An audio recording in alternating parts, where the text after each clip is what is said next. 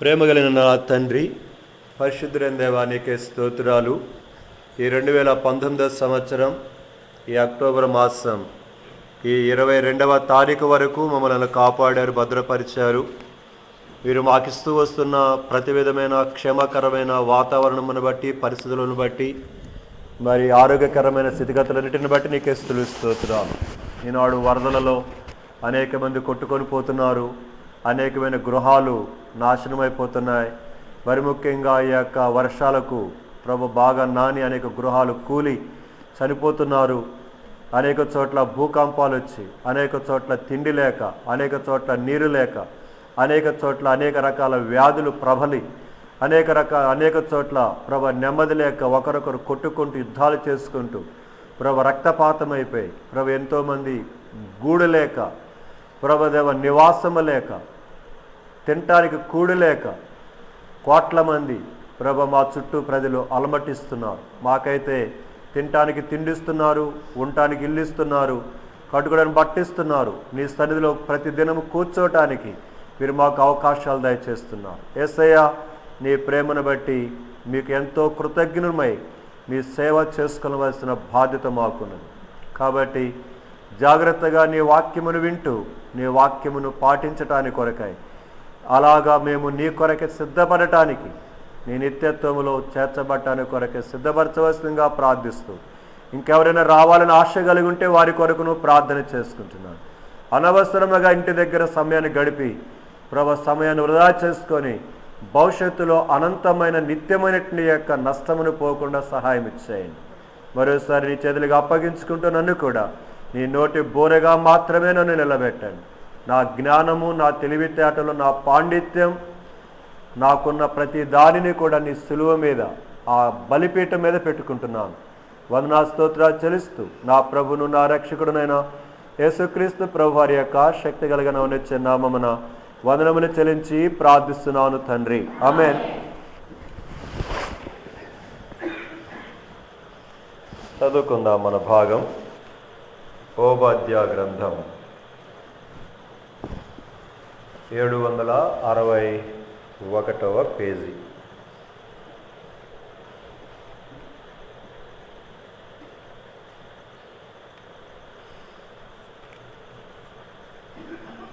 పదునైదవ చరణం మనమందరము కలిసి చదువుకుందాం. యెహోవా దినము అన్య జనులందరి మీదికి వచ్చుచున్నది. అప్పుడు నీవు చేసినట్టే నీకును చేయబడును, నీవు చేసినదే నీ నెత్తి మీదికి వచ్చును. నీవు చేసినదే నీ నెత్తి మీదికి, నీవు చేసినట్టే నీకు. దేవుడు ఈ లేఖన భాగమును మరొకసారి మన వినికిడిలో తన మాటలను మనకు అనుగ్రహించి బలపరిచి సవరించి చక్కపరిచి ఆయన రాజ్యమున కొరకు సిద్ధపరచుకొనుగాక. మొదటిదిగా నా దినభాగములు 3 భాగాల్లో నుంచి చెప్పలేను, కానీ మొదటి భాగాన్ని గురించి జ్ఞాపకం చేస్తాను. యెహెజ్కేలు గ్రంథము 4-5 అధ్యాయాలు ఉదయకాలంలో నా దినభాగం. యెహెజ్కేలు 3-4 అధ్యాయాలు. ఇక్కడ చాలా విషయాలు ఉన్నాయి మీతో నేను పంచుకోవడానికి, కానీ అవన్నీ పంచుకోవడానికి సమయం కాదు. కానీ కొన్ని విషయాలు మాత్రమే మీతో జ్ఞాపకం చేస్తుంటున్నాను. దేవుని సన్నిధిలో దేవుని యొక్క దాసుడు, లేకపోతే దేవుని యొక్క కుమారుడు, కుమార్తె ఎలాగ ఉండాలో, దేని కొరకు వారిని దేవుడు రక్షించాడు అనే విషయాలు ఇక్కడ జ్ఞాపకం చేస్తున్నాడు. అవి మొట్టమొదటిగా మీకు జ్ఞాపకం చేస్తాను. మొదటి 3 వచనాలలో ఒక భాగం ఉంది. దేవుడు చెబుతున్నాడు, నేను నీకు ఒక పుస్తకం ఇస్తున్నాను, దానిని నీవు భుజించు అంటున్నాడు.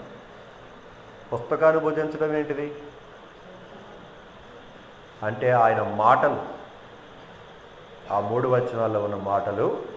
ఎప్పుడైతే, అందుకనే కీర్తన 81:10 అంటాడు, నీ నోరు బావుగా తెరువు, నేను దానిని ఏం చేస్తాను, నింపుతానంటాడు. దేవుని సన్నిధిలో మనము ఆయన చెబుతున్నప్పుడు మనము నోరు తెరిచి ఆయన మనకేమైతే పెడుతున్నాడో దానిని మనం ఏం చేయాలి, తినాలి, దానిని మనము తీసుకోవాలి. అదే అక్కడ చెబుతున్నాడు మొదటి భాగంలో. సో దేవుడు రాత్రైనా పగలైనా దేవుని మందిరానికి వచ్చినప్పుడైనా, నీ వ్యక్తిగతమైన ధ్యానమైనా, నీ కుటుంబ ధ్యానమైనా, ఎప్పుడైనా సరే మనం వాక్యము చదువుతూ ఉన్నప్పుడు ఆయన మనకు పెట్టాలని, ఆయన మాటలను మనకు భుజింప చేయాలని ఆయన కుతూహలపడతాడు. ఎలాగైతే ప్రతిరోజు మన బిడ్డలకు మంచి ఆహారం పెట్టుకోవాలని కోరుకుంటాం తల్లిదండ్రులంగా, మనం ఒకవేళ పచ్చడి మతులు తిన్నా మన పిల్లలకు మంచి ఆరోగ్యమైన భోజనం పెట్టుకోవాలని కోరుకుంటున్నాం. పరలోకమందున దేవుడు అంతకంటే శ్రేష్టమైన భోజనాన్ని మనకి ఇవ్వడానికి ఇష్టపడుతున్నాడు. అందుకని ఎప్పుడైతే దేవుడు ఆ మాట చెప్పాడో, యెహెజ్కేలు దాన్ని ఏం చేశాడంట? భుజించాడట. భుజిస్తే ఎలాగుందంట? ఆ చివరి వచ్చిన చదవండి, 3వ వచనం. నరపుత్రుడా, నేను ఇచ్చుచున్న ఈ గ్రంథమును ఆహారముగా తీసుకొని దేనితో నీ కడుపు నింపుకో. దేనితో? మనము దేనితో కడుపు నింపుకుంటున్నాం? మనకి ఆయనకి తేడా అదే. ఆయన కూడా అన్నం తింటాడు, తినడం ఆయనకు జంతువేం కాదు.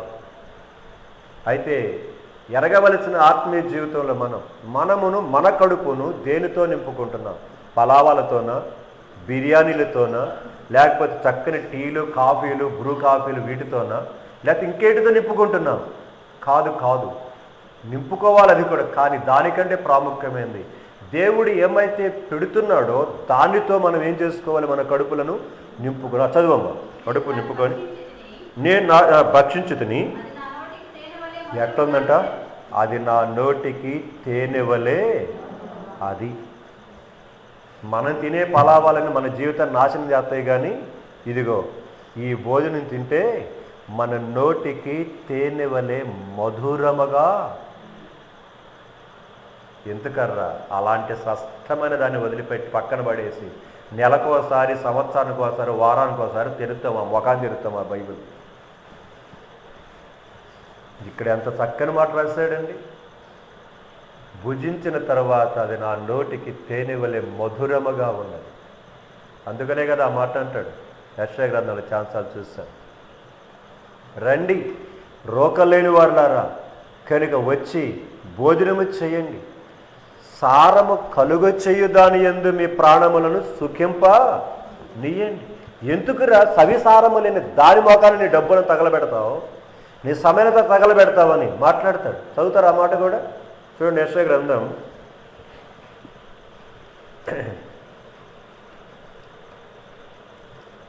55వ అధ్యాయం.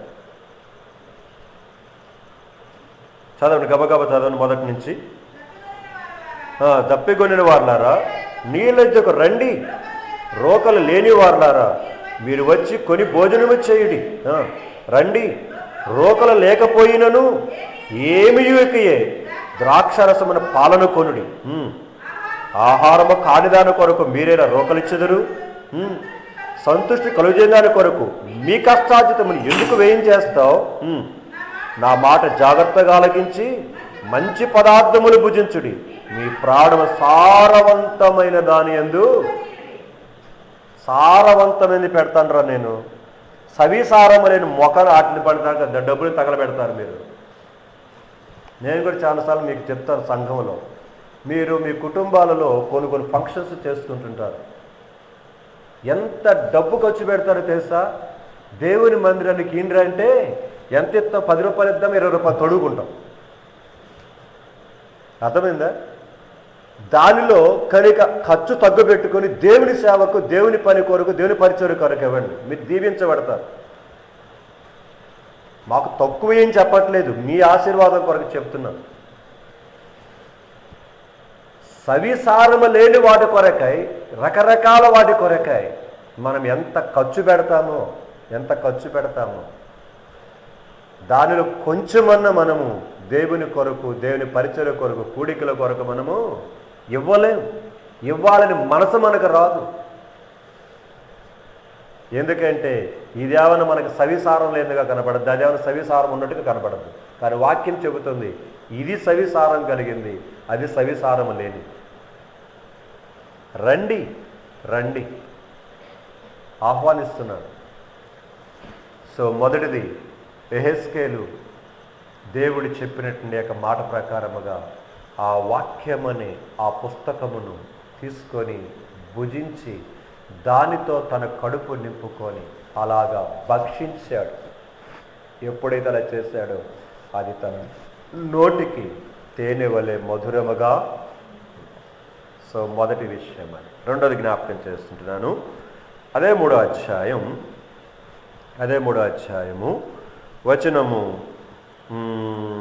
6 నుంచి చదవాలి, కానీ టైంలో సముద్ర కనుక 7, 8 చదవను. అయితే ఇశ్రాయేలీయులందరూ సిగ్గుమాలిన వారును కఠిన హృదయులనై నేను చెప్పిన మాటలను ఆలకింపనొలకున్నారు గనుక నీ మాటలు విననొల్లరు. గమనించాలి, ఎలాంటి పేర్లు పెడుతున్నాడో చూడండి. వాళ్ళకి ఏం పేర్లు అంట? సిగ్గుమాలిన వారు, కఠిన హృదయులు, నేను చెప్పిన మాట విననొల్లని వారు.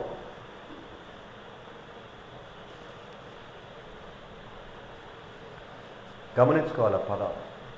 6వ వచనంలోనేమైనా ఆ యాస కలిగిన భాష కలిగిన ప్రజలు ఉన్నారు. నువ్వు అక్కడికి వెళ్తే వారు నువ్వు చెప్పిన మాట వింటారు వాళ్ళు. కానీ అక్కడ పంపించట్లేదు నేను. ఎక్కడ పంపిస్తా? సిగ్గుమాలిన ప్రజల దగ్గరికి నిన్ను పంపిస్తున్నాను. వాళ్ళు ఏం చేయరట? విననొల్లరు, నీ మాట విననొల్లరు. చదవమ్మా. ఇదిగో వారి ముఖం వలనే నీ ముఖమును కఠినమైనదిగా చేసేదను, వారి నుదురు వలనే. చాలు. అయితే 10వ వచనం చదవండి.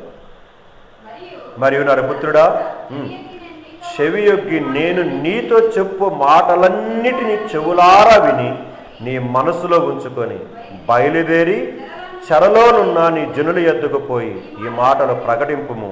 వారు వినినను వినకపోయిన. చాలా మాటలు, చాలా. నేను చెప్పు మాటలన్నీ ఏం చేయి? విను, నీ మనసులో ఉంచుకో, బయలుదేరి వెళ్ళు. ఎవరి దగ్గరికి? సిగ్గుమాలిన ప్రజలు ఉన్నారే, వారు వినరు. చూసావా? వాళ్ళ దగ్గరికే వెళ్ళు. నేను చెప్పిన మాటలన్నీ కూడా వాళ్ళకి చెప్పుకో. మరి వినడాన్ని నువ్వే చెబుతుంటివి, సిగ్గుమాలిన జనం అంటుంటివి, మళ్ళీ నన్ను పొమ్మంటుంటివి. ఎందుకు నేను పోయేదని అన్నాడా? మనమైతే అనేవాడు.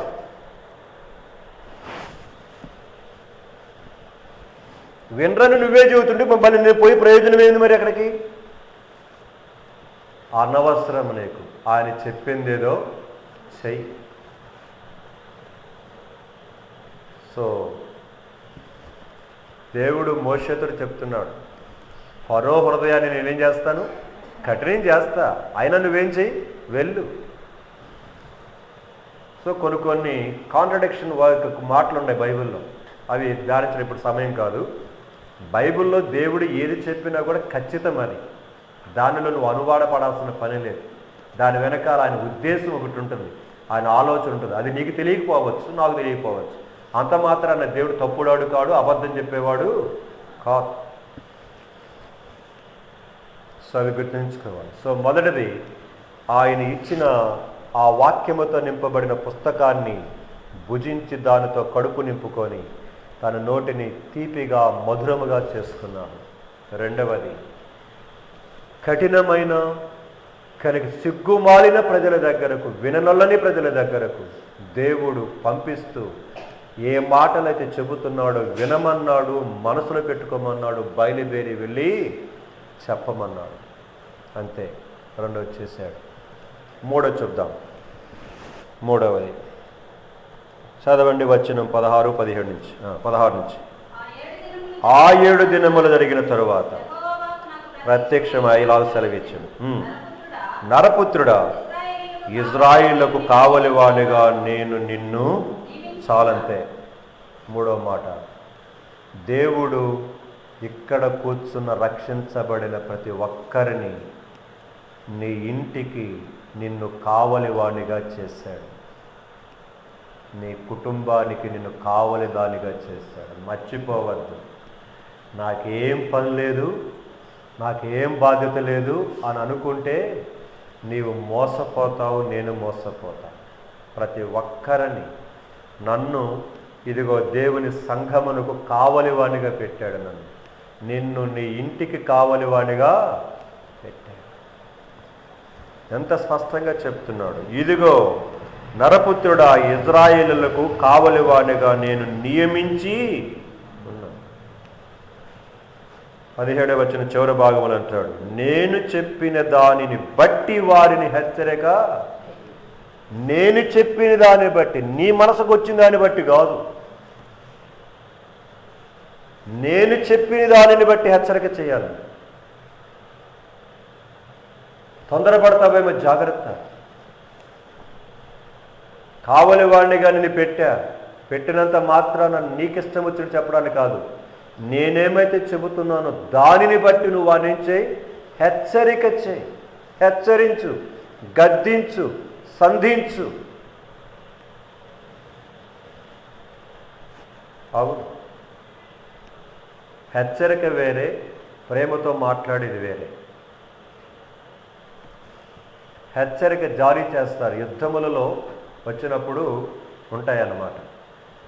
ఒకవేళ భయంకరంగా యుద్ధం జరుగుతుందనుకో, యుద్ధం జరిగిన సమయం ఏం చేస్తారు తెలుసా? రాత్రి వేళలో మిలిటరీ వాళ్ళకి జీప్స్ తిరుగుతుంటాయి. వెంటనే వారు హెచ్చరిక జారీ చేస్తారు. దాంట్లో ఏమని తెలుసా? మీ ఇళ్లల్లో ఉన్న ప్రతి ఒక్కరూ కూడా లైట్లను ఆఫ్ చేసి కిటికీలు, తలుపులు ఏం చేసేయండి, బంద్ చేయమని చెప్తారు. ఎందుకో తెలుసా? పైనుంచి వచ్చేటువంటి యొక్క శత్రు విమానం పలానా తోట గ్రామం ఉందని తెలుసుకుని అక్కడ బాంబు వేయటానికి ఆస్కారం ఉంది. కాబట్టి బాంబులు జార విడచకుండా ఉండటానికి కొరకే రాత్రి వేళలో మీరు అందరూ కిటికీలు మూసేసేయండి, తలుపులు మూసేసి లైట్లన్నీ ఏం చేయండి, ఆఫ్ చేయమని హెచ్చరిక జారీ చేసుకుంటూ వెళ్ళిపోతారు. ఒకవేళ తెలిసారా, ఎవడన్నా లైట్ వేసి ఉంటాడో మొత్తం బాధ కొడతారు అంతే వాళ్ళు. ఎందుకంటే వాళ్ళ నాశనం వారే ఏం చేసుకున్నట్టు తెచ్చుకున్నట్టు. హెచ్చరికలు జారీ చేస్తారు. ఇప్పుడు వర్షాలు వస్తున్నాయి, సముద్ర ప్రక్కన వాడికి ఏం చేస్తారు? ప్రమాద హెచ్చరికలు జారీ చేస్తారు. 1వ నెంబరు, 2వ నెంబరు, 3వ నెంబర్ అని తీవ్ర స్థాయి ఒకటి ఉంటుంది. ఆ హెచ్చరిక జారీ చేసినప్పుడు ఆ సముద్రం యొక్క ధరిని ఎవరు ఉండటానికి వీలే లేదు, మొత్తం ఖాళీ చేసి వెళ్ళిపోవాలి. ఒకవేళ ఖాళీ చేయకపోతే ప్రభుత్వం అధికారులు వచ్చి వాళ్ళు చూసి పట్టుకొని అక్కడి నుంచి జీపుల్లోనో, ఆటోల్లోనో, ట్రాక్టర్లో ఏం చేస్తారు, తీసుకొని. ఎందుకంటే హెచ్చరిక. సో నేను చెప్పిన దానిని బట్టి, నేను నిన్ను వారిని కావలి వాడినిగా పెట్టా కాబట్టి వారికి హెచ్చరిక చేస్తూ ఉన్నా. సో తన యొక్క డ్యూటీలు ఇవి, మన డ్యూటీలు కూడా, మన బాధ్యతలు కూడా. ఇప్పటికి 3 విషయాలు చెప్పాను.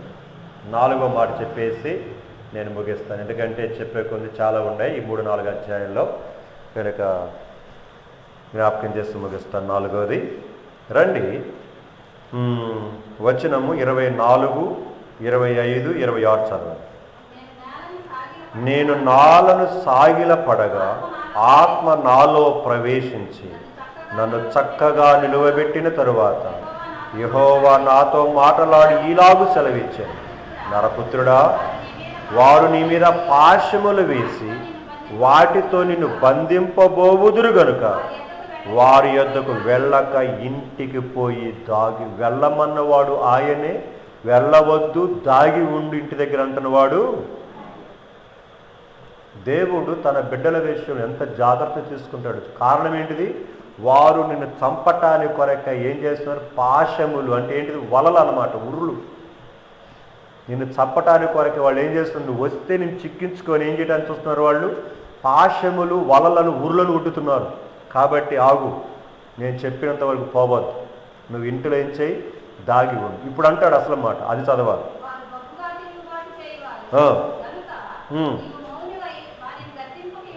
గమనించారా? అక్కడేమన్నా హెచ్చరించమన్నాడు నేను చెప్పిన దాన్ని బట్టి, ఇక్కడేమంటున్నాడు? అర్థమవుతుందా మీకు? ఏందో గోడ చెప్పినట్టుగా ఉందా? అర్థం చేసుకొని జాగ్రత్తగా. ఇప్పుడు అంటున్నాడు నువ్వు మాట్లాడక మౌనంగా ఉండు. చదువమ్మ. వాడిని గద్దింపకు ఉండినట్లు. చాలు. ఎంత అద్భుతమైన మాట. నీ నాలుకను నీ అంగిటికి అంట చేసేస్తా, గమ్ము పెట్టి. ఎందుకంటే తొందరపడి నువ్వు హెచ్చరిస్తావేమో పోయి. అందుకొని నేనే నీ నాలుకను ఏం చేస్తాను? నీ అంగిటిని అంట చేసేస్తాను. ఎంత అద్భుతమైన దేవుడండి. మన మాట వినాలే కానీ మన ప్రతి కదలికను ఆయన కంట్రోల్ చేసుకుంటే ఆ జీవితంలో ఉండే మాధుర్యమే వేరు.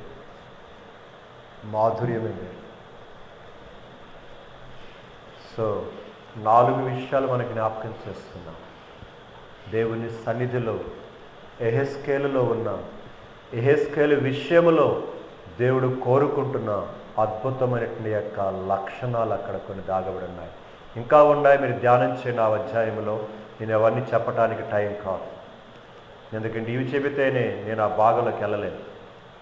సో ఈ 4 విషయాలు మనసును పెట్టుకొని మన జీవితంలో ప్రతిదినం ఈ వాక్యమును మనము నెమరు వేసుకుంటూ మన జీవితంలో జాగ్రత్త కలిగి దేవుడు మన మీద పెట్టిన బాధ్యత మనం ఎలాగా యెహెజ్కేలుకు వలె సూచాయిగా చక్కగా స్పష్టముగా కనుక ఏ మాత్రమే కానీ కుడికైనను ఎడమకైనను తప్పిపోకుండా నెరవేర్చబద్ధులమై ఉంటున్నామో మనకు జ్ఞాపకం చేస్తున్నాడు దేవుడి రాత్రి. సో దానిని అనుసరించి నడవటానికి కొరకై మనమును కూడా క్రీస్తు ప్రభు యందు విశ్వాసం ఉంచిన వారముగా మరి ముఖ్యంగా జాగ్రత్త కలిగి మన జీవితాన్ని ఏం చేద్దాం, పట్టుకుందాం. ఇప్పుడు మనం అసలు భాగాలకు వెళ్దాం. యెహోవా దినము వచ్చుచున్నది, అప్పుడు నీవు చేసినట్టే నీకు చేయబడును, నీవు చేసినదే నీ నెత్తి మీదికి వచ్చు. దీన్ని తీసుకొని మనము ఎక్కడెక్కడి నుంచి తిరుగుతూ ఎటు వచ్చామో నిన్న దినమన మీకు అవన్నీ కూడా మర్చిపోయి ఉంటారేమో కానీ అవన్నీ జ్ఞాపకం చేసి మనము చదువుకున్నటువంటి యొక్క యోహాను సువార్త 11వ అధ్యాయము 37వ వచనములో యేసయ్య ఆ లాజరు యొక్క సమాధి దగ్గరికి వెళ్ళి అంటున్నాడు, అక్కడ ఈ రాయిని తీసివేయుడి అనే మాట దగ్గర మనం ఉన్నాం. జ్ఞాపకం చేసుకోండి. యేసు ప్రభువారు ఆ రాయిని తీసివేయమని చెబుతున్నాడు. ఇప్పుడు ఆ మాట తీసుకొని మనము పరిశుద్ధ గ్రంథములో దేవుడు ఏమేమి తీసివేయమన్నాడో చూసుకుంటూ నిన్నటి దినమున మనము జస్ట్ మీకు ఆ వచనము జ్ఞాపకం చేసి ఆపేశాను. ఇప్పుడు దీన్ని మత్తయి సువార్త 7వ అధ్యాయము మొదటి 4 వచనాలు ఏమి తీసివేయాలి మనం? రూతమ్మక్క మంచి నిద్రపోతున్నట్టుంది, తోలుతున్నావు, సరే కూర్చో, అటు కూర్చోట నిద్ర వస్తుంది. తీయండి అందరు తీయండి. మీరు తీర్పు తీర్చకుడి, అప్పుడు మిమ్మును గూర్చి తీర్పు తీర్చబడదు. మీరు తీర్పు తీర్చు చొప్పుననే మిమ్మును గూర్చి తీర్పు తీర్చబడును. మీరు ఎలాగ కొలత కొలుస్తారో కొలిచే కొలత చొప్పునే మీకు కొలవబడుతుంది. ఇప్పుడు ఇక్కడి నుంచి మనం చూస్తుంటున్నాం, మీ కంటిలో ఉన్న దూలమును ఎంచక ప్రశ్నిస్తున్నాడు. నీ కంటిలోనేమైనా దూలం పెట్టుకున్నావు, నీ సోటి సహోదరుడు సహోదరి యొక్క కంటిలో నలుసుంది, రేణువు, కనబడని రేణువు. అదేమన్నా నీకు దూలంగా కనబడుతుంది, నీలో అసలు ఏమీ లేదన్నట్టు కనబడతావు. చదువమ్మా.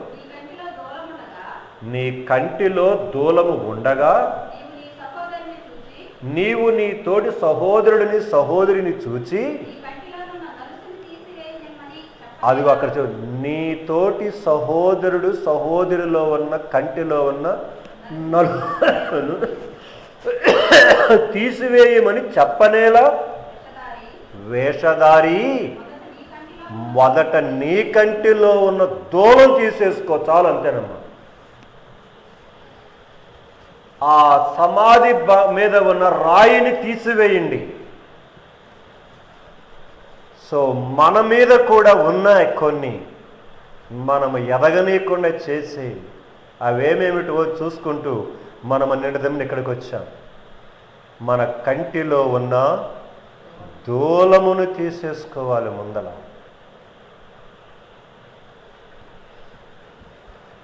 ఈ భాగమంతా మీ మనసులో పెట్టుకోండి.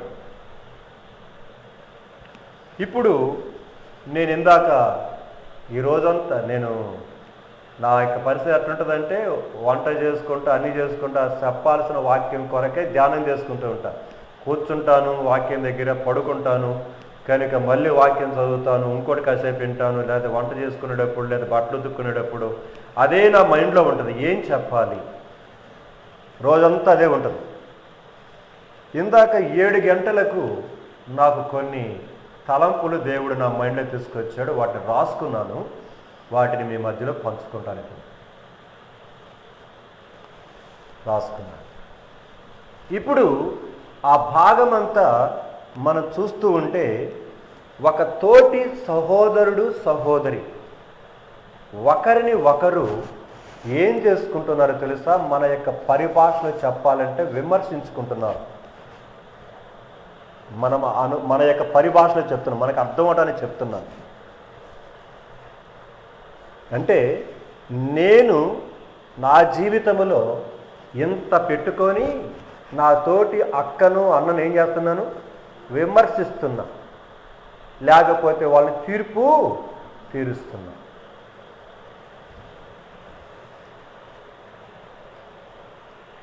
అదే కదా అంటారు లోకంలో సామెత, గురిగింజ కింద తన కింద ఉన్న నలుపు అంట దానికంట తెలియదంట. నేనంత ఎర్రగా ఉన్నాను, బుర్రగా ఉన్నాను, నువ్వు నల్లంగా ఉన్నావింది, బొగ్గులాగా ఉన్నావింది అని అంటదంట. వాళ్ళ పక్కన వాళ్ళంటే నీ కింద నలుపు చూసుకో అంటదంట. నీ కింద నీకు నలుపు కనబట్టలేదు, మేమేదో నల్లంగా ఉన్నా అంటున్నావు, నువ్వు వేరే ఎర్రంగా బుర్రంగా ఉన్నావింది, నీ కింద నలుపు అని చూసుకో అంటాం. మనం కూడా అంతే, మనలో ఉన్న నలుపు మనకి కనబడదు, ఎదుటి వాడిలో ఉన్న నలుపు మాత్రం భలేగా మందంతా అదే టైపు. ఇంట్లో ఉన్న భర్త మీద కనపడద్ది, భార్య మీద కనపడద్ది, అన్న మీద కనపడద్ది, అక్క మీద కనపడద్ది, కొడుకుల మీద కనపడద్ది, కూతుల మీద, మరి ముఖ్యంగా అత్తల మీద, మామల మీద, కోడళ్ళ మీద భలే కనపడతాయి.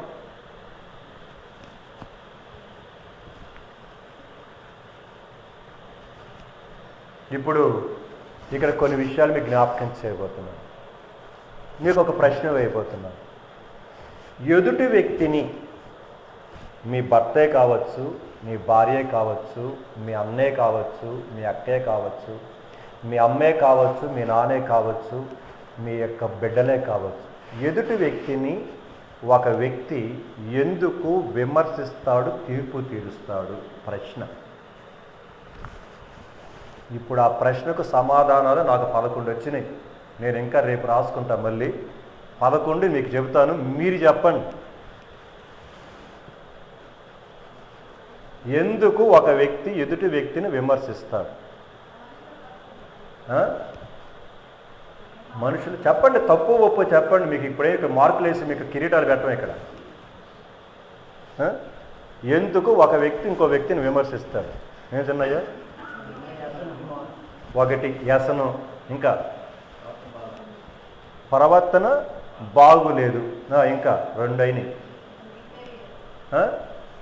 బిహేవియర్ అన్న ప్రవర్తన నువ్వు ఇంగ్లీష్లో చెప్పావు, ఆయన తెలుగులో చెప్పాడు. చెప్పు ఇంకా.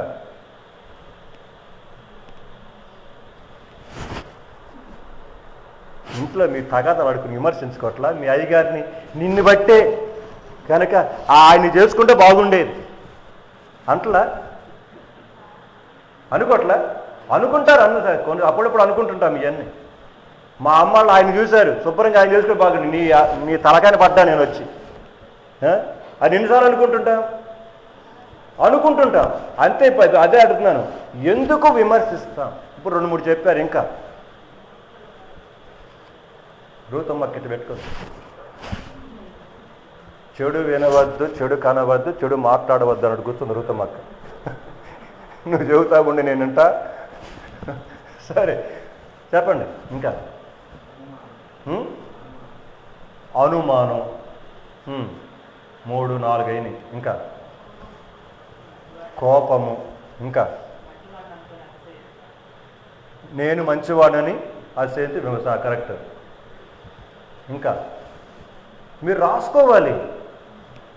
ఇట్లా చూస్తే మీకేం అర్థం కాదు. రాసుకుంటే మీకు ఆలోచనలు వస్తాయి.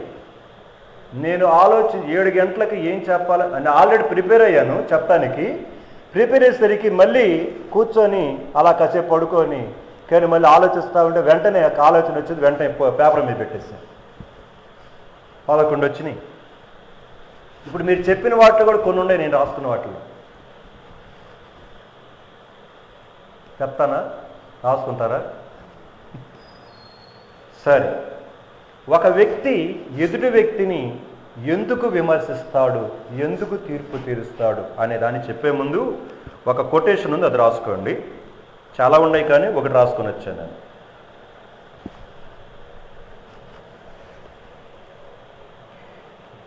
ఇతరులను విమర్శించే రాసుకునే వాళ్ళకి ఆగుతున్నాం. ఇతరులను విమర్శించే ముందు, తీర్పు తీర్చే ముందు, ఇతరులను వేలెత్తి, లేకపోతే అట్ట కూడా రాసుకోవచ్చు, ఇతరులను వేలెత్తి తీర్పు తీర్చే ముందు, విమర్శించే ముందు నీ మాట తీరు, నీ ప్రవర్తన ఎలా ఉందో ముందు తెలుసుకో. మరి చెబుతున్నాను, ఇతరులను వేలెత్తి విమర్శించి తీర్పు తీర్చే ముందు నీ మాట తీరు, నీ ప్రవర్తన ఎలా ఉందో ముందు తెలుసుకో. నీలో తప్పులున్న ఎదుటివారిని విమర్శించే హక్కు నీకు లేదు. నీలో తప్పులు ఉన్నా ఎదుటివారిని విమర్శించే హక్కు నీకు లేదని ముందర నువ్వు తెలుసుకో. ఇది తెలుసుకో. ఎదుటి వాడిని ఏం చేసేస్తాం? చాలా ఈజీగా ఇంట్లో ఉన్న భార్యను, భర్తను, అన్నదమ్ములను, కోడలను, కూతుళ్ళను, అల్లులను ఈజీగా విమర్శించేస్తారు. సో ఇతరులను వేలెత్తి విమర్శించే ముందు, తీర్పు తీర్చే ముందు ఆగు. ఒకవేళ విమర్శించేసినా వెంటనే కొంచెం ఆగి ఆత్మ పరిశీలన, నీ మాట తీరు, నీ ప్రవర్తన తీరు, నీ స్థితి ఏంటిదో, నా స్థితి ఏంటో చూసుకొని ముందుకెళ్ళు. ఒకవేళ ఉంటే ఎదుటి వ్యక్తిని విమర్శించే, తీర్పు తీర్చే హక్కు నీకు ఏమాత్రము లేదు. నువ్వు ఎంత గొప్పవాడమైనా, గొప్పదానమైనా. ఇది ఒక్కటి తెలుసుకుంటే చాలు. మన కుటుంబాల్లో గొడవలు ఉండవు, సంఘాల్లో గొడవలు ఉండవు, సమాజంలో గొడవలు ఉండవు. ఇది తెలుసుకోకే నాన్న అనర్థాలు పడుతున్నారు కుటుంబాలు. సో ఇప్పుడు నేను జ్ఞాపకం చేస్తాను, నేను రాసుకున్న విషయాలు. మొదటిది,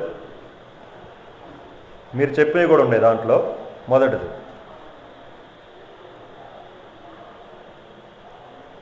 మనకు ఎవరినైతే విమర్శిస్తున్నామో, ఆ తీర్పు తీస్తున్నామో ఆ వ్యక్తి అంటే మనకిష్టం ఉండదు ముందర.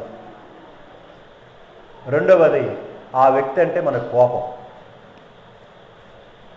ఇది మొదటిది నేను రాసుకున్నాను. ఇష్టం ఉంటే, కోపం లేకపోతే ఆ వ్యక్తిని మనం ఏం చెయ్యం? విమర్శించం, తీర్పు తీర్చం.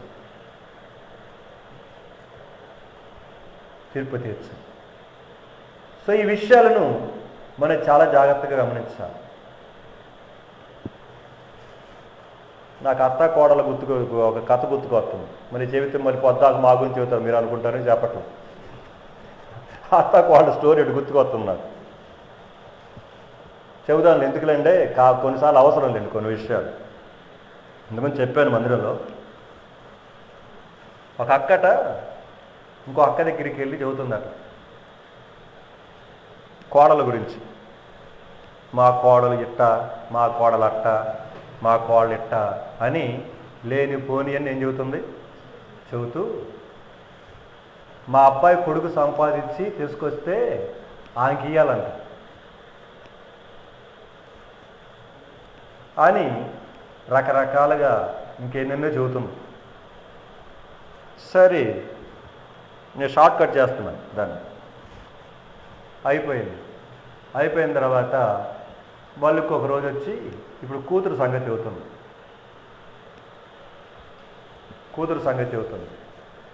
మా అల్లుడు కోసం ప్రార్థన చేయక్క అని అంటుంది. ఎందుకంటే మా అల్లుడు మా కూతురు మాట అంటలేదు, అలా ఆయన తీసుకొచ్చి డబ్బులు వాళ్ళ అమ్మకి ఇస్తున్నాడంట. ఇంకేమన్నా ఇంకేం చేస్తున్నాడు? కానీ ఇక 10 రూపాయలు, ఈరోజు 10 రూపాయలు సరిపోతే కూరగాయలు 10 రూపాయలు సర్ది పెట్టుకుంటున్నాడంట. మరి అప్పుడేమన్నా చెప్పరే?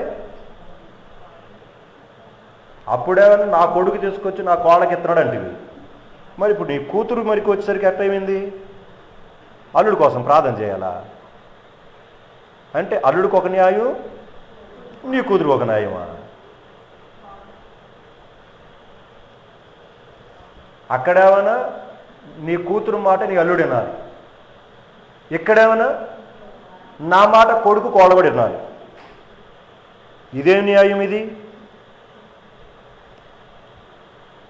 ఇదేమి న్యాయం అంటాను. అక్కడేమన్నా నీ కూతురికి అల్లుడు తీసుకొచ్చి డబ్బులు చేతికి ఇవ్వాలి, ఆ 20,000 30,000 సంపాదించిన మొత్తం ఇక్కడేమన్నా నీకు ఇవ్వాలి.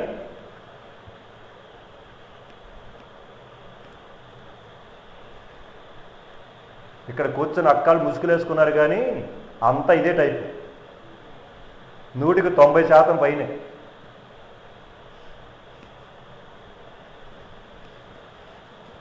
కూతురు ఏదైనా తప్పు చేస్తేనేమన్నా ఏందంట అంత తప్పు చేయట్లేదేంది? మరి కాలేజ్ అయితే బజారం చదువుతున్నాకు పోయి నీ కూతురు చేస్తే తప్పు చేస్తేనేమన్నా దాచిపెట్టుకొని మా కూతురు ఏం చేయలేదు నెత్తి. మరి మీ కాలేజ్ చేయకపోయినా కూడా చేసి ఏం చేస్తున్నావు? బజార్ ఏం చేస్తున్నావు? సిగ్గులేదు నీకు?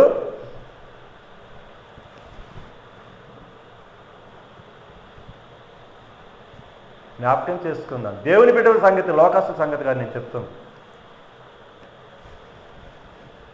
సో దేవుని సన్నిధిలో దేవుని బిడ్డలమ్మగా మన జీవితంలో మనము ఒకరిని ఒకరు విమర్శించుకోవటానికి కారణం, తీర్పు తీర్చుకోవడానికి కారణం ఏంటంటే ఎదుటి వ్యక్తి విషయంలో మనకి ఇష్టత లేకపోవటం. రెండవది ఎదుటి వ్యక్తి విషయంలో మనకున్న కోపం.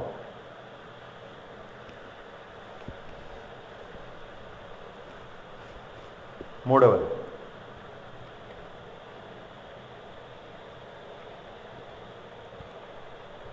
మనము ఒక వ్యక్తిని గురించి మనము అనుకుంటాం ఒకటి, అయితే ఇప్పుడు మనం ఆ వ్యక్తిని గురించి అనుకున్న దానికంటే అతడు మంచిగా అభివృద్ధి చెందుతూ ఉంటాడు, మంచిగా ఆశీర్వదించబడుతుంటాడు, మంచిగా దీవించబడుతుంటాడు.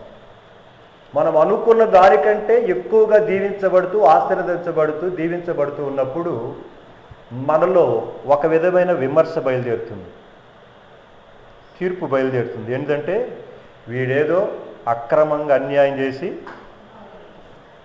లేకపోతే ఈ పని చేసి సంపాదిస్తాడు ఈయన అని మనమే ఆ వ్యక్తిని గురించి మనం అనుకున్న దానికంటే అతను ఏమవుతున్నాడు? దీవించబడుతున్నాడు,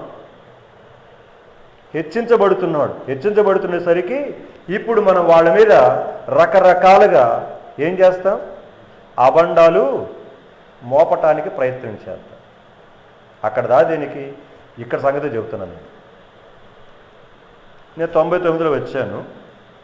వచ్చిన తర్వాత కొంతమంది బ్రదర్స్ సిస్టర్స్ వచ్చి నాతో అన్నారు కొంతమంది మాట. ఏమన్నారంటే, ఊళ్ళో పోతే చాలామంది అడుగుతున్నారంట. ఏమనంటే, మీకు డబ్బులు ఎక్కడి నుంచి వస్తున్నాయి అంటున్నారంట. మీటింగులు పెడుతున్నారు, ఫైన్ కడుతున్నారు, ఇది కడుతున్నారు, అది కడుతున్నారు, డబ్బులు ఎక్కడి నుంచి వస్తున్నాయి, అమెరికా వాళ్ళు పంపిస్తున్నారని అడిగారు. నాకు ఎవరో చెప్పారు, గుర్తులేదు. మొత్తం మా బ్రదర్స్ చెప్పారు, సిస్టర్స్ చెప్పారు. మరి ఎవరు అడిగారో వాళ్ళు మనకు తెలియదు ఊళ్ళో. అప్పుడు నేనన్నాను, వాళ్ళకు కూడా వాటా ఇస్తాను రమ్మని చెప్పండి అన్నా నేను. మాకు అమెరికా నుంచి చాలా వస్తుంది, వాటా ఇస్తాం వాళ్ళకు కూడా రమ్మని చెప్పని చెప్పాను. మరి అది చెప్పారు చెప్పలేదు నాకు తెలీదు. అంటే ఇప్పుడు మందిరం కన్స్ట్రక్షన్ జరుగుతున్నా, మీటింగ్లు జరుగుతున్నా వీళ్ళందరూ కూడా కేనిక పని చేసుకునే వాళ్ళే, పొలం పనులు చేసుకునే వాళ్ళే. పొలం పనులు చేసుకునే వాళ్ళు కేవలము వారు ఇచ్చేటువంటి యొక్క ఊహల గురించి వాళ్ళు మాట్లాడుకునే మాటలు అన్నమాట. అంటే వారు ఒక రకంగా సంఘములో ఉండే పరిస్థితులను బట్టి వారు ఏం చేస్తున్నారు అంటే దాన్ని మనము కానీ మీకు అర్థమని చెప్పాను అన్నమాట. సో అంటే వచ్చే ఆదాయం కొంచెమైనా పనులు చేస్తున్నారు, మీటింగులు పెడుతున్నారు, మీటింగులకు అందరికీ భోజనాలు పెడుతున్నారు. ఎట్లా చేస్తున్నారు వీళ్ళు? డబ్బులు ఎక్కడి నుంచి వస్తున్నాయి వీళ్ళకి?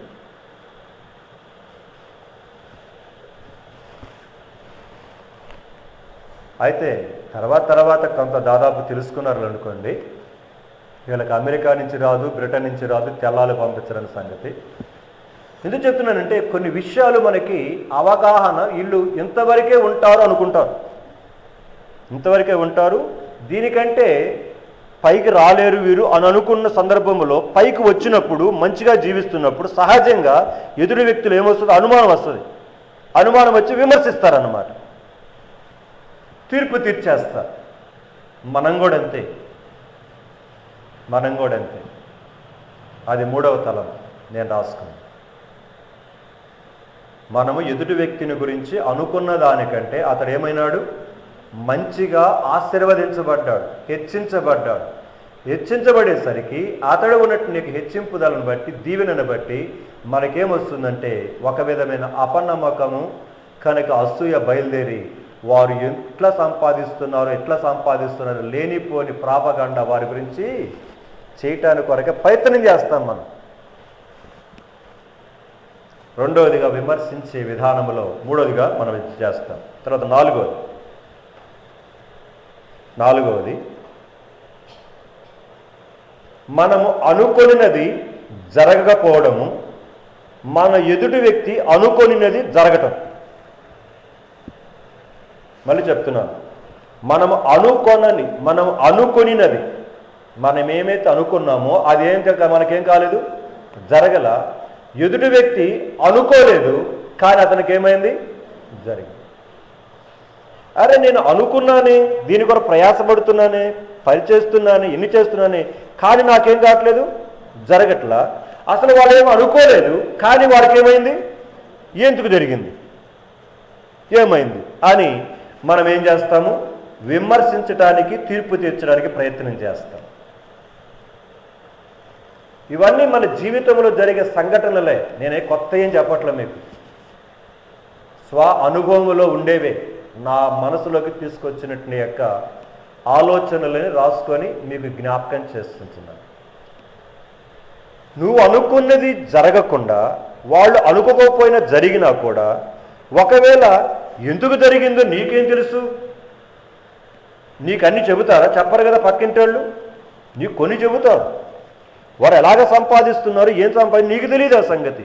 వారు అనుకోకపోయినా కూడా వారి జీవితం జరుగుతున్నంత మాత్రాన నువ్వు విమర్శించితే అది మంచి పద్ధతి కాదు. చివరికి నువ్వు అనుకున్నది కాకుండా ఇంకొక రకంగా వారికి సంపాదన దొరికింది అనుకోండి, అప్పుడు నువ్వేమో తెల్లముఖం వేసుకోవాల్సి వస్తుంది, సిగ్గుపడాల్సి వస్తుంది. కనుకనే జాగ్రత్త. మనం అనుకున్నది జరిగినా, అనుకోనిది జరిగినా, వాళ్ళు అనుకున్నది జరిగినా జరగకపోయినా మనకు అనవసరం.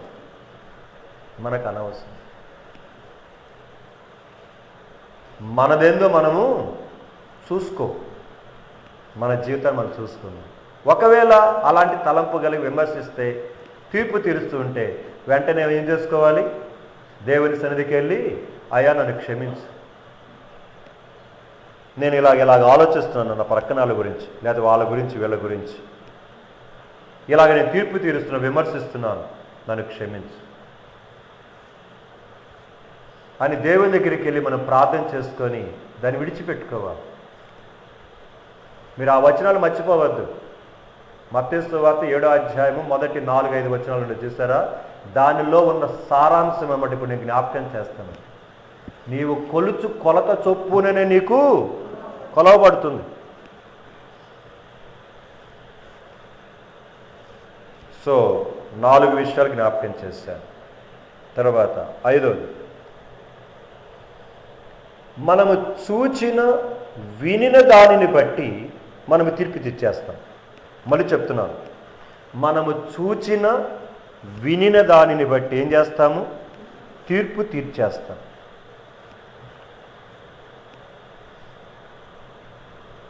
నా విషయంలో జరిగిన సంఘటన చెప్తాను మీకు. నేను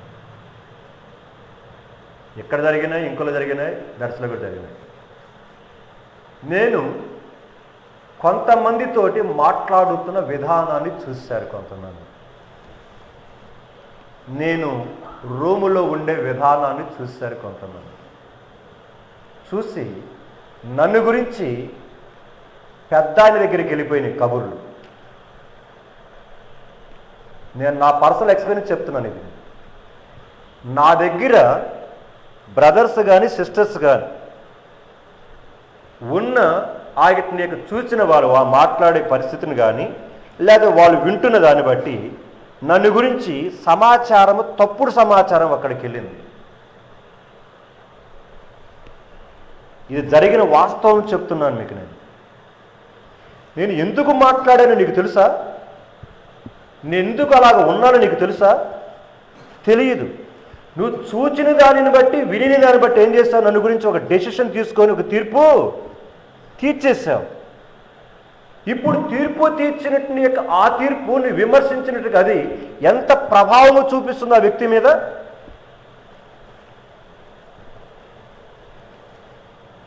నీకు తెలుసా? నీకు తెలుసా అని తెలియకుండా ఏదో చూసిన దాన్ని బట్టి, వినే దాన్ని బట్టి చెప్పేసేవాకు, తీర్పు తీర్చేవాకు. నేను చాలా బాధపడ్డాను. తర్వాత ఏడ్చుకున్నాను, రూమ్లో ఏడ్చుకున్నాను. ఒకనొక సందర్భంలో అయితే కొంతమంది వచ్చి నా దగ్గర ఆ మాట చెప్పారు కూడా. బ్రదర్, మిమ్మల్ని గురించి నేను ఇట్లా అనుకున్నా, ఒక రోజు 2 రోజులు ఇట్లా అనుకున్నాను. నా వ్యక్తిగతంగా నా దగ్గరికి వచ్చి చెప్పారు. కానీ తర్వాత మిమ్మల్ని గురించి చూసిన తర్వాత, నేను వినిన తర్వాత పరిశీలన చేసిన అది కాదని నాకు అర్థమైందని తానే ఒప్పుకున్నాడు వచ్చి.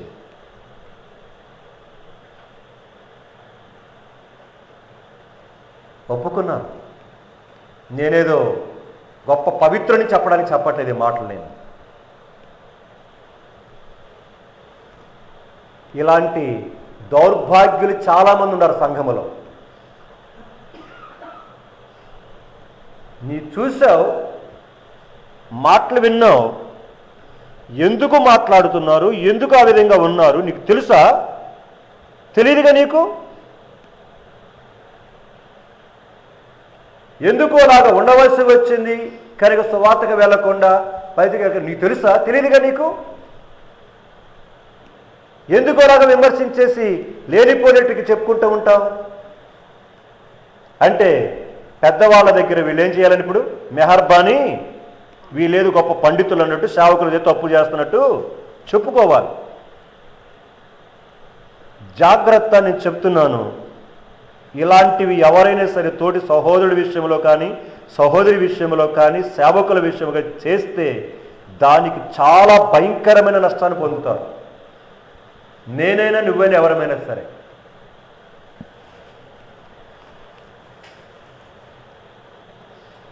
చూచిన దానిని బట్టి, వినిన దానిని బట్టి మనం ఏం చేస్తాం? తీర్పు చేస్తాం. కానీ ఆ సందర్భం ఏందో, ఎందుకు అలా జరుగుతుందో నీకు తెలియదు. ఎందుకంటే వాళ్ళు చెప్పిన మాటలే పక్కన వాళ్ళు ఏం చేస్తారు? నమ్ముతారు. ఇప్పుడు దాని నుండి బయటికి రావాలంటే ఆ సహోదరుడు కానీ, ఆ సేవకుడు కానీ, ఆ సహోదరి బయటికి రావాలంటే జీవిత కాలము పడుతుంది. వారి మైండ్లో ఉన్న ఆ విషపు బీజము నుండి బయటికి రావడానికి, ఏ వ్యక్తిని గురించి అయితే అలాంటి పరిస్థితులు వచ్చాయో జీవిత కాలం పడుతుంది. విమర్శించడం చాలా తేలిక, కానీ దాన్ని రుజువు చేయటం చాలా కష్టం. అలాగనుకొని నాకుండే బలహీనతలు నాకున్నాయి, నేను కాదంటలేదు. జాగ్రత్త, విమర్శించబాకు. అలా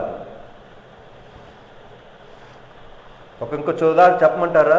ఒక తోటి భార్య, ఒక భర్త, లేకపోతే కోడలు, అల్లుడు కనుక ఇంకొకరితో మాట్లాడితే అత్తమామలకి ఏంటిది? అనుమానం.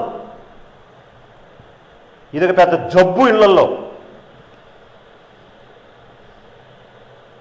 అనుమాన రోగం పెద్ద రోగం అన్నమాట. ఎందుకు ఊరకని అలాగా విమర్శించుకుంటూ పోతావు నీ కొడుకుని గురించి, నీ కోడల గురించి, అల్లుల గురించి, వీళ్ళ గురించి?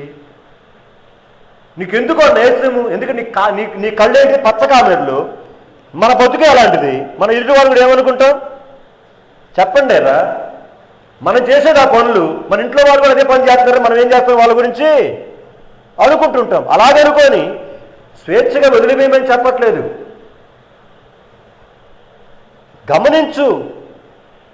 గమనించు. తొందరపడతావు దేనికి? ఎందుకు మాట్లాడారా కనుక, ఎందుకు నిలబడ్డారా, ఎందుకు కూర్చున్నారా ఆలోచించు.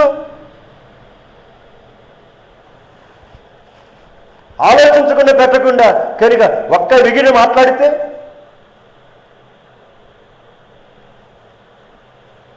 కాబట్టి జాగ్రత్త.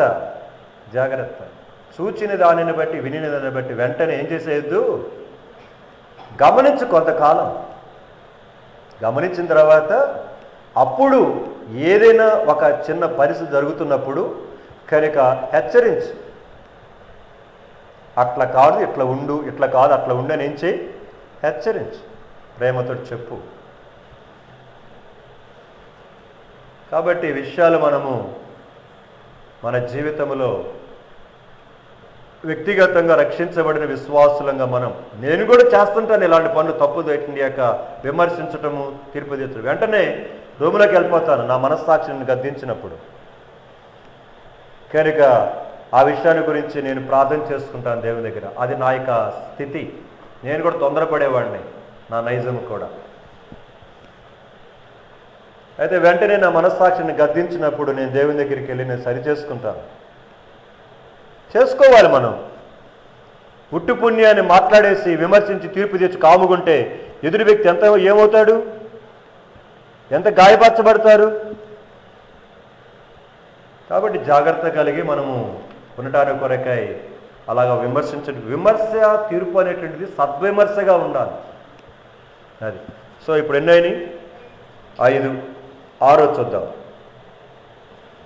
6వది, అతడు మన కులం వాడు కాకపోతే. ఏంటిది? వాడు మన కులం వాడు కాకపోతే, అటు మన ఇంటి వాడు కాకపోతే, మన ఇంటి పేరువాడు కాకపోతే, మన మతవాడు కాకపోతే ఏం చేస్తుంటామండి? ఏం చెప్పలేందే లేదా మనలో ఈ నేచరు ఇంత ఉంది, ఇంత.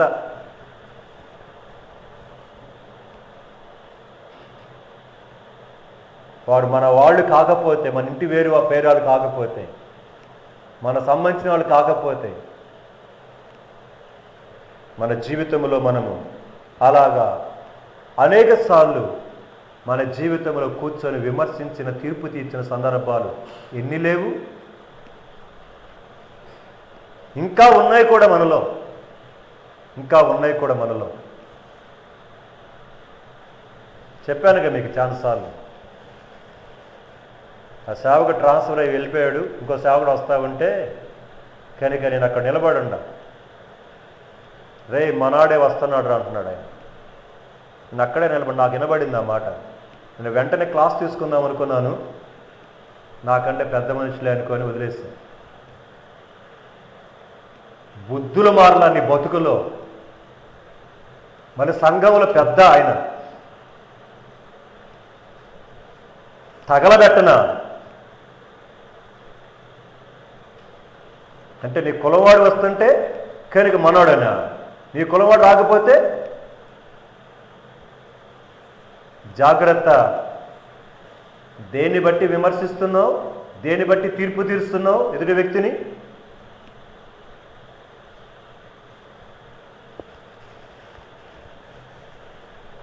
కనుక దేవుని సన్నిధిలో దేవుని బిడ్డలమగా మనం ఉన్నామని మర్చిపోతున్నాం చాలాసార్లు. క్రీస్తు శిలువ రక్తమ చేత కొనబడ్డాము, కడగబడ్డామనే సంగతిని మర్చిపోయి మరలా ఆ పాత చింతకాయ పచ్చడిని మనం పులుముకుంటూ దాంట్లో పొరలాడుతున్నాం మనం. తర్వాత ఇదన్నీ 6 7 6 7వది, అతడు లేకపోతే ఆమె మన సంఘానికి సంబంధించిన వాళ్ళు కాకపోతే, మన డినామినేషన్ లోదన సంఘం బ్యాప్టిస్ట్ సంఘాలు బ్యాప్టిస్టు, బ్రదర్ ఉన్నాడు బ్రదర్ను, హెబ్రోన్ వాడు హెబ్రోను. మనాడు కాకపోతే ఏం చేస్తామండి? ఏంది అట్టని చూస్తున్నారు? విమర్శించట్లా, పరిగట్టుకొని విమర్శిస్తాం మనం. వారు ఏ డినామినేషన్ నీకేమైంది? పలకరించడానికి నీకేమైంది? మాట్లాడటానికి నేమేమైంది? విమర్శించే హక్కు నీకేమైంది? మన పరలోక రాజ్యంలో కర్మేలు ప్రార్థన మందిరంలో వాళ్ళే వెళ్తారేంది? నేను చెప్పండి. జాలముళ్ళు ఇంకో మందిరం పోయే వాళ్ళు వెళ్ళరా? మనదే సొత్తు ఇది పరలోక, మనం కొనుక్కునేది కర్మేలు మందిరం వాళ్ళు. మన సొత్తు ఏం కాదు అక్కడ. కర్మేలు మందిరం వాళ్ళే ఉండరు అక్కడ. అందరూ ఏం చేస్తారు? ఏ మందిరములో ఉన్న రక్షించబడి దేవుని కొరకు సిద్ధముగా ఉన్నవాడు ఎత్తబడతాడు. అది మన మందిరము కానంత మాత్రాన, మన సహవాసం కానంత మాత్రాన, మన డెనామినేషన్ కానంత మాత్రాన, కానీ మన పద్ధతి కానంత మాత్రాన వారిని వ్యతిరేకించాల్సిన, తీర్పు తీర్చి విమర్శించాల్సిన పని మనకు లేదు.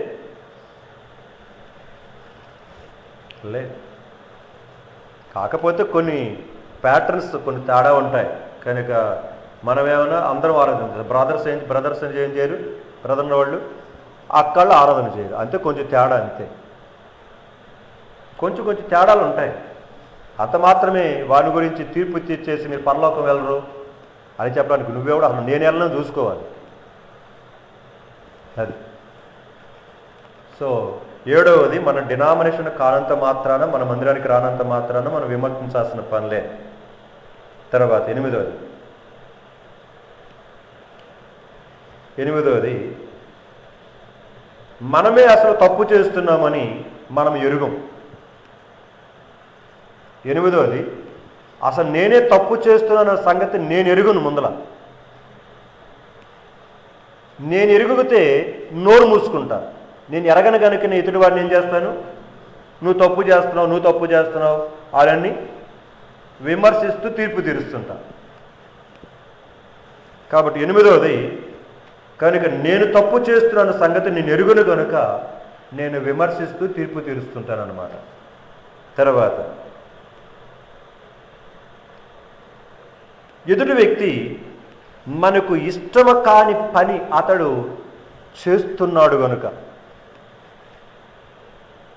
మనకి ఇష్టము కాని పని చేస్తున్నారు, భర్త కానీ, భార్య కానీ, పిల్లలు కానీ, ఎవరైనా సహోదరులు కానీ, మనకి ఇష్టము కాని పని ఎవరైనా చేస్తుంటే వారిని మనం ఏం చేస్తాం?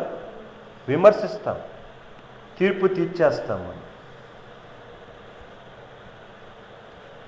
నాకు ఇష్టం లేకపోవచ్చు, దేవుడికి ఇష్టమై ఉండొచ్చు ఆయన చేసే పని. నాకెందుకు? ఇప్పుడు నాకు ఇష్టం లేకపోవచ్చు, కానీ అది దేవుడికి ఇష్టం అవ్వచ్చు. నేను అక్కడ దోషినవుతా, నేను తీర్పు తీరిస్తే.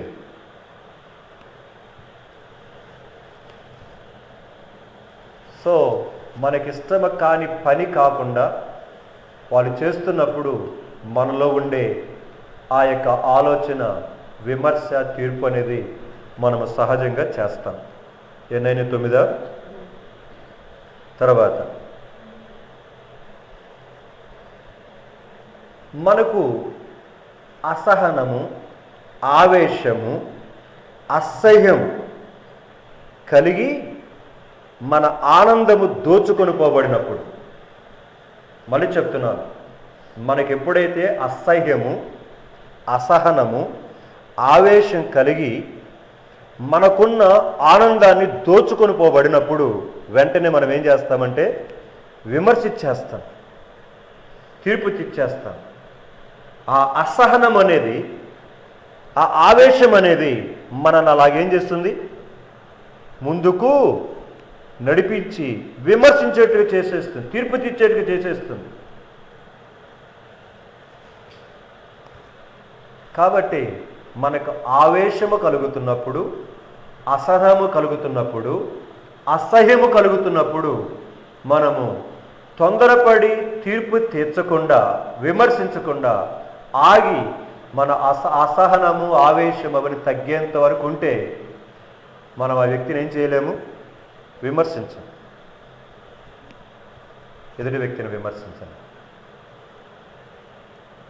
సో మనము విమర్శించటానికి, ఎదుటి వ్యక్తిని తీర్పు తీర్చడానికి మనలో ఉన్న కారణాలు ఇంకొకటి చెప్పేసి నేను ముగిస్తాను, టైం కూడా అయిపోయింది.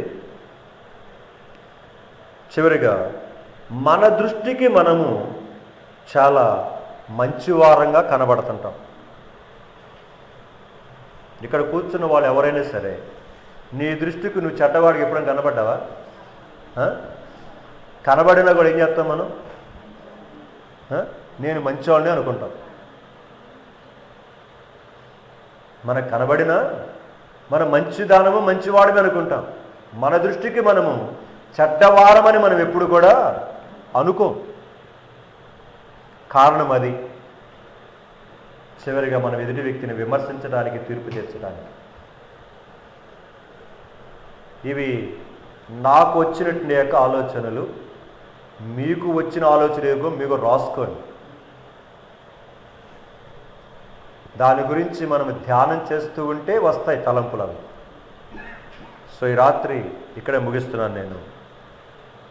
సో మనం చివరిగా కంక్లూజన్ ఏంటంటే, తీర్పు తీర్చువారమైన మనం, విమర్శించువారమైన మనం మొట్టమొదటగా మన కంటిలో ఉన్న దూలాన్ని మనము చూసుకోవాలి. ముందర జాగ్రత్తగా చూసుకొని, తెలుసుకొని దాన్ని ఏం చేయాలి? తీసివేసుకోవాలి. అది చేయకుండా ఎదుటివాని కంటిలో ఉన్న నలుసే పెద్ద దూలము తెలుసుకో, చూసుకో, తీసేసుకొని అంటే మనమే ఏమవుతామంటే వేషధారులం అవుతాం. దేవుని దగ్గర తీర్పులో నిలబడవలసిన వారం అవుతాం. మనం ఎలాగున్నామో పరిశీలన చేసుకొని జాగ్రత్త పరచుకుందాం. దేవుడి కొద్ది మాటలను దీవించునుగాక. ప్రార్థన చేసుకుందాం. ప్రేమ కలిగిన తండ్రి, పరిశుద్ధుడైన దేవా, నీకే స్తోత్రాలు.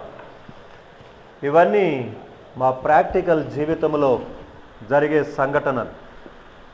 నీ వాక్యమును దయగల ప్రభువా సరైన విధముగా చక్కగా అది మా జీవితాలకు అనువర్తించుకుంటూ, చదువుకుంటూ, ధ్యానించుకోవటానికి సహాయం చేయండి. అలాగ చేయటం ద్వారా నా మట్టుకు నేను క్రమపరచబడతాను, మా మట్టుకు మేము క్రమపరచబడతాం.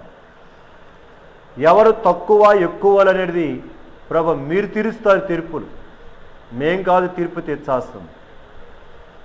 కనుక ఈ రాత్రికాల సమయంలో నా కంటిలో ఉన్న దూలమును ఎంచక, చాలాసార్లు దాన్ని తీసివేసుకోక, ఎదుటివాని యొక్క కంటిలో ఉన్న నలుసే నాకు దూలముగా తీసివేసుకోవాలని నేను హెచ్చరిస్తూ ఎన్నోసార్లు వెళుతూ వచ్చిన సందర్భాలు లేకపోలేదు.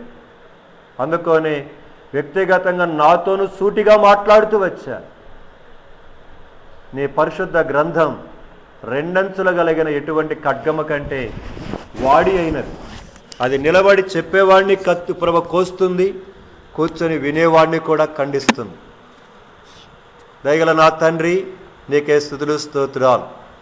ఇక్కడ మేము పెద్దవారముగా ఉన్నా, చిన్నవారముగా ఉన్నా, యవనస్తులముగా ఉన్నా, ప్రభా తాతలుగా, నాయనమ్మలుగా, అమ్మమ్మలుగా ఉన్నా, మేమందరము నీ దగ్గర ఒకటే. అయితే నీ వాక్యానుసారముగా ఎవరు కట్టుకుంటున్నారో వారు మాత్రమే నీ దృష్టికి ఇష్టమైన వారు. మిగతా వారిని కూడా సరిచేయడానికి కొరకు ఇష్టపడుతున్నారు. కాబట్టి నేను చిన్నవాడిని పెద్దవాడిని అనుకోవడానికి వీలు లేదు. నేను తక్కువ, నువ్వు ఎక్కువ అనుకోవడానికి వీలు లేదు. ఇది నా మట్టుకు నేను, మా మట్టుకు మేము నీ వాక్యం వెలుగులో పరిశీలన చేసుకోవడానికి కొరకాయ మీరు మాట్లాడుతూ వచ్చినందుకు నీకే స్తోత్రాలు. తిరిగి ఈ భాగమును ఇంటికి వెళ్ళిన తర్వాత కూడా ప్రియులు ధ్యానించుకొని, నేను ఎందుకు ఎదుటి వ్యక్తిని విమర్శిస్తున్నాను, ఎందుకు ఎదుటి వ్యక్తిని నేను తీర్పు తీరుస్తున్నాను, నా విమర్శ, నా తీర్పు సరి అయినదనా, లేకపోతే నేను ఇప్పుడు జ్ఞాపకం చేయబడేటువంటి యొక్క వాటి ప్రకారం అలాంటి ప్రవర్తనతో విమర్శిస్తున్నాను అని పరిశీలన చేసుకోవడానికి నాకు మాకు సహాయం చేసి నడిపించవలసిందిగా ప్రార్థన చేసుకుంటూ, తిరిగి మరి ఇంకా 2-3 రోజులు భారీ వర్షాలని చెప్తున్నారు. ఏదేమైనా మేము చేయగలిగేది ఏమీ లేదు. ఆకాశము, భూమి, మేఘములన్నీ నీ చేతిలో ఉన్నాయి. నీ చేతులకు అప్పగించుకుంటున్నాం. తిరిగి నీ చిత్తమైతే రేపు రాత్రికి మరలా నీ మందిరములో కూడుకోవడానికి మీరు మాకు సహాయం చేయండి. నీ పాదముల దగ్గర నేర్చుకోవటానికి నాకును సహాయం చేయి. ఇంకా అనేకులు వచ్చి మేమందరము నేర్పబడి నీ రాజ్యమునకు సరైన విధంగా ఫిట్ అవ్వటానికి ప్రభా సహాయం చేస్తూ రావాల్సిందిగా ప్రార్థన చేసుకుంటూ, వచ్చిన వారు ఎవరైనా బలహీనగా ఉన్నట్లయితే వారిని జ్ఞాపకం చేసుకుంటున్నాం. వారి బలహీనతలకు కావాల్సిన కృపను కోరుకుంటూ నా ప్రభును నా రక్షకుడునైనా యేసుక్రీస్తు ప్రభు వారి యొక్క శక్తిగల ఔన్నత్యనామమున వందనములు చెల్లించి ప్రార్థిస్తున్నాం తండ్రి. ఆమేన్. తండ్రి అయిన దేవుని యొక్క ప్రేమయు